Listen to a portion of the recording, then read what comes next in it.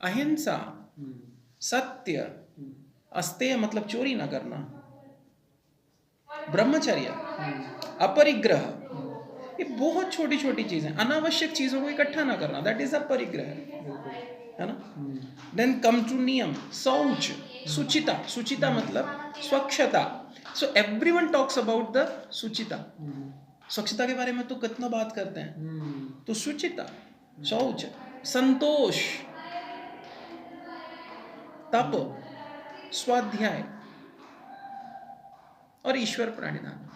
तो ये कुछ ऐसी चीजें, जस्ट सरेंडर योरसेल्फ, है ना। ऐसी बहुत सारी वीडियोस बनती हैं, ऐसे बहुत सारी चीज़ों को, बहुत सारे लोगों को आपने देखा होगा। गुरुजी कहते हैं, बहुत सारे लोग कहते हैं कि do not fight with the water, just go with the flow and water will support you, you will never dip down. So जब आप पानी से लड़ाई करना शुरू करते हैं ना, तब एक्चुअली आप ड्रोन करते हैं, तब आप नीचे जाते हैं, आप डाउन तभी जाते हैं जब आप चीज़ों से लड़ना शुरू करते हैं। If you are just going with the flow, ठीक है, इट्स ओके। हाँ, ऑल्दो इट्स वेरी डिफिकल्ट। हाँ, डिफिकल्ट तभी होगा जब तक आपने यम नियम पालन नहीं करा। एक बार उसको कर लिया ना, चीज़ें इतनी आसान हो जाएंगी। अब बताइए, आपको आसन करने की ज़रूरत है to be fit? No, there is no need. So आसन का ये बाई प्रोडक्ट है, फिजिकल एंड मेंटल फिटनेस। प्राणायाम का बाई प्रोडक्ट है। प्राणायाम इसलिए नहीं बना। आपको क्या लगता है इतनी बड़ी चीजें इसलिए बनाई गई होंगी? ऐसा नहीं है। वास्तव में जिन्होंने इस चीज को देखा, जिन्होंने इस चीज को खोजा और जिन्होंने इस चीज को लिखा, जिन्होंने इस चीज को पढ़ाया, किसी ने इसलिए नहीं आसन और प्राणायाम को बताया कि इससे हेल्थ बेनिफिट लेने लग जाओ तुम लोग। हेल्थ बेनिफिट देना उनके बाई प्रोडक्ट्स हैं, मेजर ऑब्जेक्टिव नहीं है, मुख्य ऑब्जेक्टिव नहीं है उसका।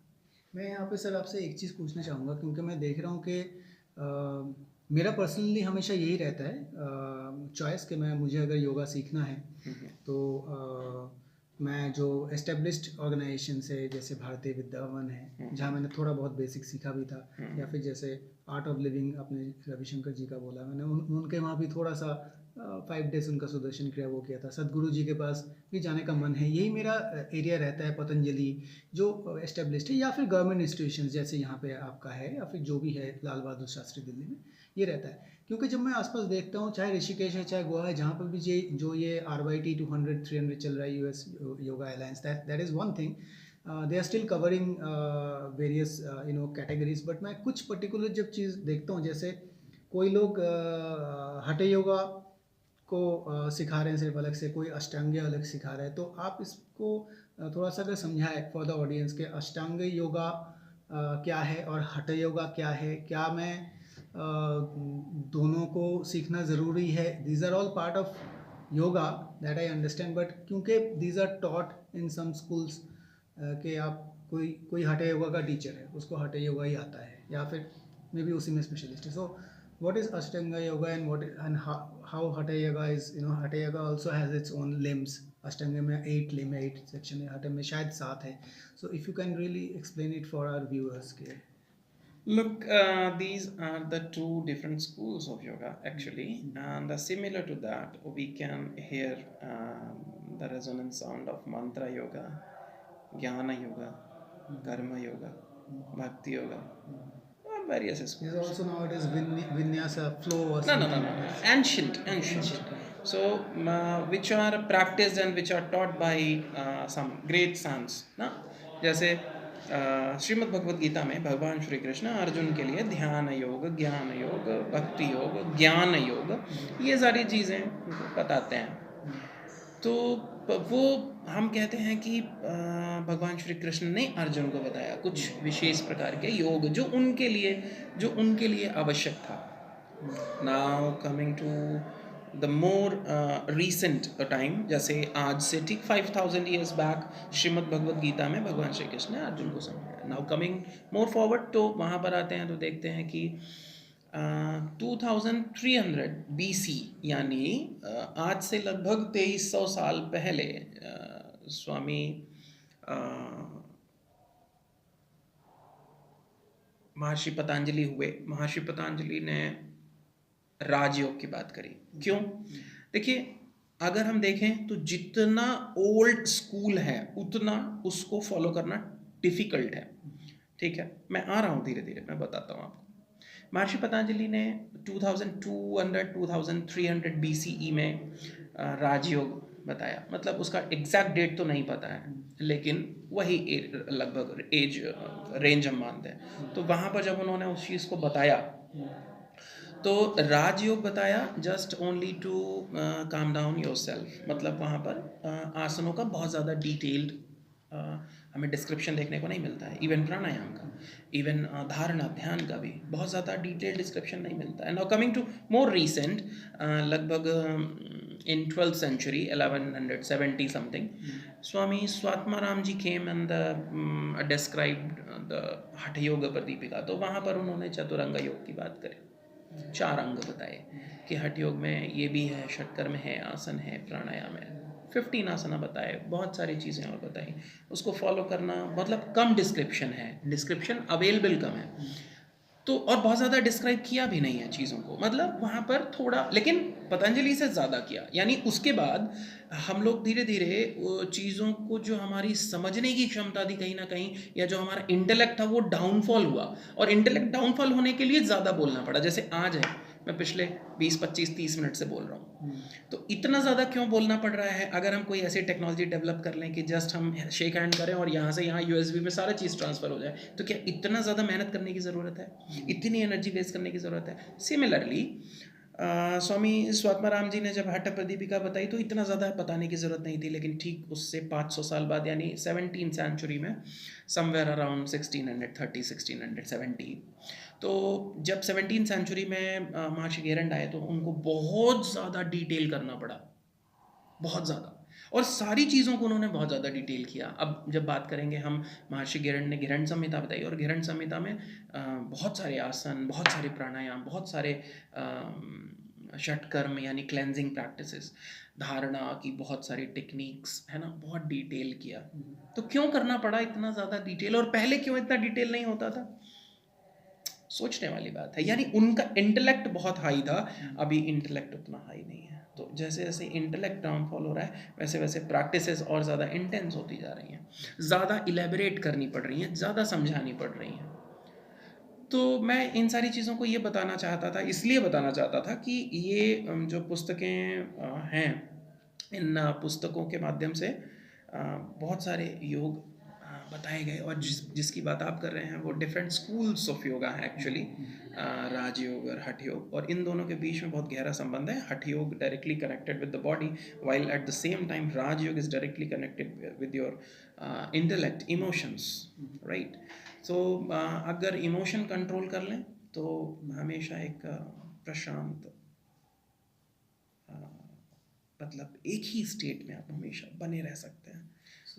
Emotions. So I was reading somewhere and I was trying to understand कि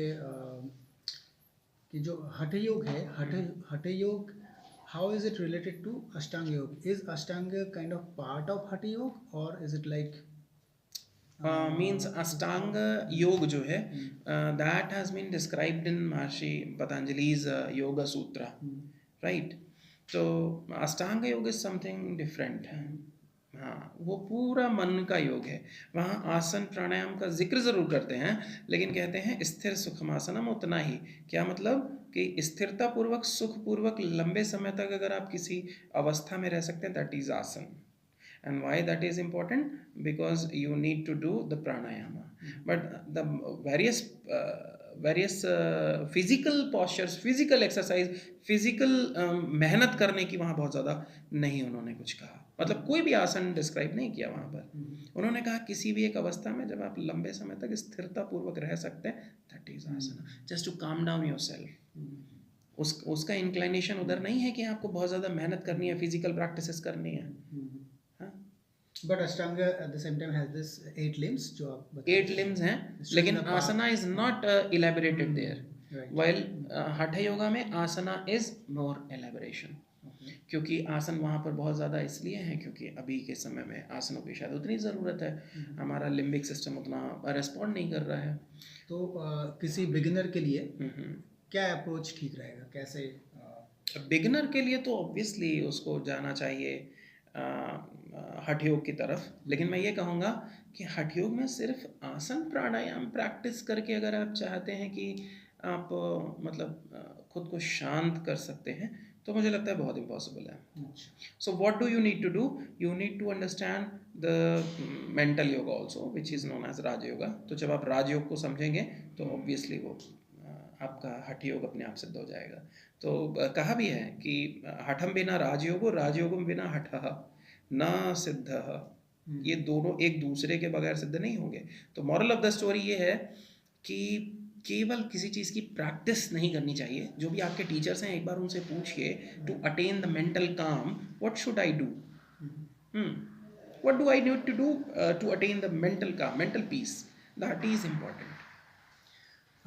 थैंक यू सर. एक और चीज़ मैं पूछना चाहूँगा जो मुझे लगता है बहुत इम्पोर्टेंट है. आज के डेट पे हम लोग मतलब कई लोग उन्हें फेस किया है, कर भी रहे हैं. People working in big companies, multinationals, they work under a lot of immense stress. There are various kind of environments sometimes in the office environment. It could be internal politics or other stuff due to dissatisfaction or work pressure or whatever things. People end up in different kind of challenging situations which sometimes lead to mental health issues, like people go into depression or face anxiety issues or things like that. तो हमें जैसे पता है कि योगा में बहुत benefit है. तो मैं चाहूँगा कि आप हमारे दर्शकों के लिए थोड़ा सा बताएं कि एक अगर कोई योगा प्रैक्टिस कर रहा है, योगिक लाइफस्टाइल लीड कर रहा है, first part of the question is कि क्या वो इन चीज़ों को बेटर हैंडल कर पाएगा, या फिर ऐसे चीज़ें आएंगी उनके सामने तो वो like the person will sail through easily, will that help, and is it that जिसने प्रैक्टिस ये सब नहीं किया है, ही और शी बिकम्स विक्टिम बिकॉज वो प्रिपेयर्ड नहीं उसके लिए. एक ये पार्ट है क्वेश्चन का. दूसरा, generally like how yoga can kind of contribute to a healthier society in terms of not just physical health and the mental health generally. देखिए, फर्स्ट ये कि ऑब्वियसली जो योग कर रहा है वो बहुत इजी गॉन थ्रू हो जाएगा, बहुत इजी सेल कर लेगा, कोई प्रॉब्लम नहीं है. लेकिन सोचने समझने वाली बात यह है कि केवल just to be fit, healthy, mentally, physically, जैसा आपने पूछा, तो केवल उतना ही ऑब्जेक्टिव अगर लाइफ का है तो इसका मतलब कि बहुत छोटा ऑब्जेक्टिव है. तो people need to read a book, जो हमारे डायरेक्टर साहब हमेशा कहते हैं, द इग्नाइटेड माइंड. कौन सा book? The ignited mind. Ignited mind by APJ Abdul Kalam ji. एक बार पढ़ना चाहिए. APJ अब्दुल कलाम जी ने बार बार कहा कि छोटा लक्ष्य बनाना पूरे समाज के लिए बहुत घातक है. आपका छोटा लक्ष्य पूरे समाज के लिए बहुत घातक है. इतने छोटे लक्ष्य के साथ क्यों जीना है कि बस अपने बारे में सोचना है और केवल अपनी हेल्थ के बारे में सोचना है. हेल्थ क्योर होना या हेल्थ को सिक्योर करना, दैट इज़ गुड थिंग, लेकिन केवल अपने बारे में सोचना is not good thing. Research और करिए. और सबसे बड़ी बात, अगर आप किसी परेशानियों से जूझ रहे हैं तो go for means tailored practice, है ना, जो कोई आपको एक स्पेशलिस्ट दे सकता है. जिस भी आप योगा टीचर के पास जा रहे हैं, एक बार उस योगा टीचर की फ्लुएंसी को देखिए, उसकी कॉम्पिटेंसी को देखिए, उसकी अंडरस्टैंडिंग को देखिए. ऑब्वियसली छोटी सी जगह पर उसके डिग्रीज़ को देखिए, कहाँ से पढ़ के आ रहा है, उसने कितनी पढ़ाई करी, कितना अध्ययन है उसका और कितना अभ्यास है उसका. आप कुछ भी नहीं देखते, आप सिर्फ एक चीज़ देखते हैं, अच्छा वो वाला 5,000 में दे रहा है, ये वाला 500 में दे रहा है, हम 500 वाला लेंगे. ये चीज़ें अच्छी हो सकती हैं, लेकिन कपड़ा खरीदते समय ऑब्वियसली जब आप अपने लिए डॉक्टर चुन रहे हैं तो 5,000 वाला चुनते हैं, और जब आप अपने लिए योगा थेरापिस्ट चुन रहे हैं तो सिर्फ 500 वाला चुन रहे हैं. That's not fair. तो आप मेरा मतलब पैसे से नहीं है, मेरा मतलब है कि उसकी अंडरस्टैंडिंग आप देखिए एक बार, कितनी अच्छी बेटर अंडरस्टैंडिंग है उसकी, और वो कितनी टेलर्ड प्रैक्टिस आपको दे सकता है बना करके आपके लिए. अगर वो कंफर्टेबल है टेलर्ड प्रैक्टिस बनाने के लिए तो उसके पास जाइए, भले वो 500 ले रहा हो, भले वो 5,000 ले रहा हो, बट थोड़ा सा तो जजमेंट आपका अपना खुद भी होना चाहिए ना. केवल वो जो सिर्फ आसना पे फोकस करता है, उसके अलावा कोई बातचीत नहीं करता, वो उसको प्रोसीजर्स नहीं पता है कि what is the right procedure, and stop learning from the YouTube and all. Please. अगर आप मुझसे पूछते कि सर आप मुझे बता दीजिए कि भस्त्रिका प्राणायाम कैसे करते हैं, तो शायद मैं ये बात यहीं पर ख़त्म कर देता, क्योंकि मैं नहीं जानता, मुझे नहीं लगता कि आप ऐसे एज जनरल आप बता सकते हैं कहीं यूट्यूब पे, क्योंकि भस्त्रिका करने के बहुत सारे तरीके हैं और टेलर्ड होगा, पर्सनलाइज्ड होगा।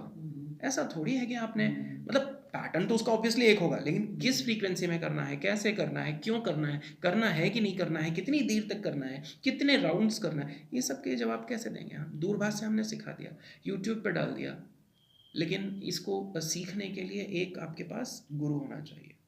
ठीक है, वो ऑनलाइन हो, लेकिन एटलीस्ट सिर्फ आपके लिए हो, जो आपको specific practice, tailored practice, personalised practice दे सके, पर्सनलाइज्ड अटेंशन दे सके। उसके बाद उससे सीखिए, आपको डेफिनेटली जो आप चाहते हैं आपको डेफिनेटली अचीव कर सकते हैं। फिजिकल और मेंटल दोनों हेल्थ बेनिफिट मिलेंगे। तो मुझे लगता है आप कुछ और बोलें, इससे पहले मैं ये कहूँगा कि a lot of calls are there, okay. so I need Not to a take problem. a leave. Thank you so much for your time, Thank you. sir. Thank you so much. Bye. Thank you.